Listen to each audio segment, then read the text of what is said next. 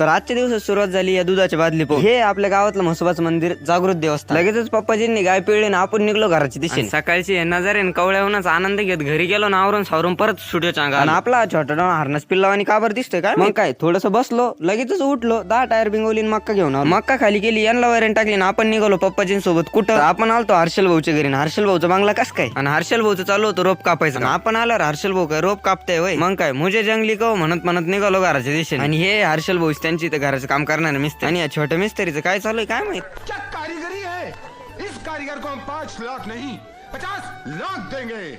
मग काय 5 पैसे दिले नारळ खाल्लं ना हर्षल भाऊ तीच चालू होते कांदे लागवड. लेबरने हर्षल भाऊ पाणी सांगितलं. मग आलो हर्षल भाऊचे या चिंब भरले विहिरीवर. हर्षल भाऊ खतरो से खेळती होय पाणी बिनी घेतलं निघालो घराच्या दिशेने. आणि हा आपला अर्ध शतक कंप्लीट झालं त्यामुळे हर्षल भाऊ आपल्याला केक पी घेऊन आले रात्री 10 वाजता. खुशी देख रहा बांधू की इतनी खुशी. तर लाईक कमेंट शेअर सबस्क्राईब मित्रांनो.